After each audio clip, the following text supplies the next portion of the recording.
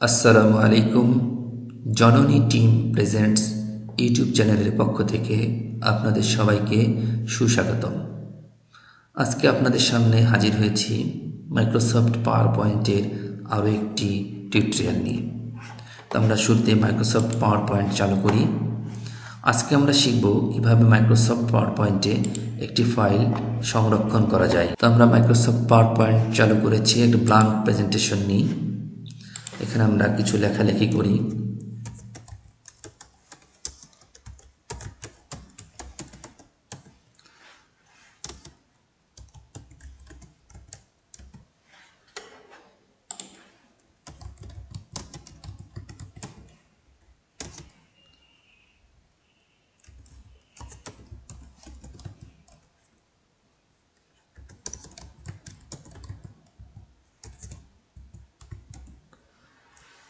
নিলাম। এটাকে আপনার ইচ্ছা করলে কালার করতে পারেন, ছোট বড় করতে পারেন। এগুলো নিয়ে আমরা বিস্তারিত আলোচনা পরবর্তীতে করব। এটাকে আপনি প্রেজেন্টেশন আকারে দেখে নিতে পারেন। কিবোর্ডের F5 টিপে স্কেপ টিপে ফেরত আসতে পারেন, অথবা নিচে স্লাইড শো করার জন্য যে অপশন আছে, একটি কোকা গ্লাসের ছবি, এখানে ক্লিক করে আপনি স্লাইড শো দেখে নিতে পারেন। অথবা স্লাইড শো মেনুর ভিতরে ফ্রম বিগিনিং অথবা ফ্রম কারেন্ট স্লাইড শো, যদি একাধিক আপনার এখানে এই প্যানের ভিতরে একাধিক স্লাইড থাকে, সেক্ষেত্রে আপনি ফ্রম কারেন্ট স্লাইড অর্থাৎ যেখানে আছেন সেখান থেকে দেখতে পারেন, অথবা ফ্রম বিগিনিং একদম প্রথম স্লাইড থেকে পরপর দেখতে পারেন। যেটা যে কোনো একটা টিপতে পারেন। এখন একটা স্লাইড আছে, স্কেপ টিপে ফেরত আসলাম। এটা মূলত পাওয়ার পয়েন্ট প্রেজেন্টেশনে স্লাইড শো কীভাবে প্রদর্শন করতে হয় সেটা। তো আমরা এটাকে সেভ করি। সেভ করার জন্য আমরা ফাইল মেনুতে ক্লিক করব। এখানে সেভ অ্যাজ আর সেভ, আমরা মাইক্রোসফট ওয়ার্ডে সেভ করার সময় জেনেছি সেভ অ্যাজ এবং সেভের পার্থক্য কী। তো আমরা সেভ অ্যাজকে ক্লিক করলাম, ব্রাউজে ক্লিক করি। এখানে ওয়ান ড্রাইভে সেভ হওয়ার কথা বলতেছে। আমরা যে ওয়ান ড্রাইভ না, আমরা নিজেদের এই কম্পিউটারের ভিতরে সেভ করতে চাই। ব্রাউজে ক্লিক করি। ব্রাউজে ক্লিক করলে এটা দেখাচ্ছে লোকাল ডিস্ক সি ড্রাইভের ভিতরে সেভ হবে। সি ড্রাইভের ভিতরে দেখেন ডকুমেন্টের ভিতরে সেভ হবে, সাথে হচ্ছে যেখানে সেভ হয়ে থাকে।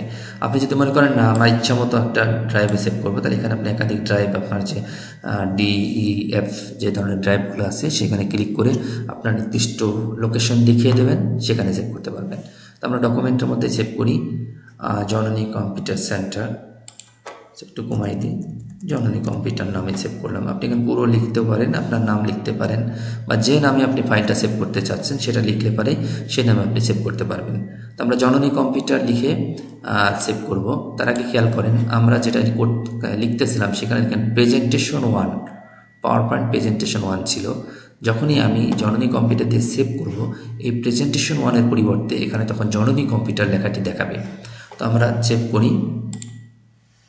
দেখেন এখানে প্রেজেন্টেশন 1-এর পরিবর্তে জননী কম্পিউটার সেন্টার লেখাটি দেখাচ্ছে।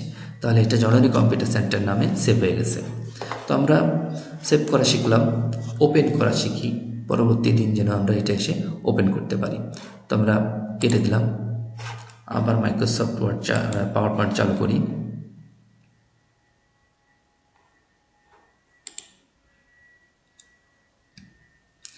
এখানে দেখেন একদম রিসেন্টলি, এখনই ক্লোজ করেছি বলে জাস্ট নাও এখানেই দেখাচ্ছে, কিন্তু যখন অনেক ফাইলে কাজ করব বা কিছুদিন পরে আমার ওপেন করতে হবে তখন এখানে থাকবে না। তো সেই জন্য আমাদের কি করতে হবে, আমরা একটা ব্ল্যাঙ্ক প্রেজেন্টেশনে চলে যাই। এখান থেকে ফাইল মেনুতে ওপেনে ক্লিক করে আমরা মনে করি যে অনেকদিন পরে করতেছি, যে কারণে এখানেও যাতে না থাকে সেটা আমি কীভাবে পাবো, ব্রাউজে যাব। ব্রাউজে গিয়ে আমরা এখানে যে লোকেশনে ছিল সেই লোকেশন দেখাবো। আমাদের ডকুমেন্টে ছিল, ডকুমেন্টে আসি, আমরা এখানে লিখি। দেখেন চলে আসছে জননী কম্পিউটার। অল্প একটু লেখার পরেই ক্লিক করলাম, ওপেনে ক্লিক করি, চলে আসছে আমাদের কাঙ্ক্ষিত ডকুমেন্ট। তো আশা করি বুঝতে পেরেছেন কিভাবে মাইক্রোসফট পাওয়ার পয়েন্টে একটি ফাইল সেভ করা যায় এবং কিভাবে একটি প্রেজেন্টেশন আবার ওপেন করা যায়। আসলে এটা MS ওয়ার্ডের সঙ্গে খুব কোনো পার্থক্য নেই। যেভাবে MS ওয়ার্ডে সেভ করা হয়েছে, ওপেন করা হয়েছে, এখানেও ঠিক সেম। আশা করি আপনারা সবাই পারবেন। তো পরবর্তী লেসন দেখার আমন্ত্রণ জানিয়ে আজকের মতো এখানে বিদায় নিচ্ছি। ধন্যবাদ সঙ্গে থাকার জন্য। পরবর্তী ক্লাসে আমন্ত্রণ জানিয়ে আসসালামু আলাইকুম ওয়া রাহমাতুল্লাহ।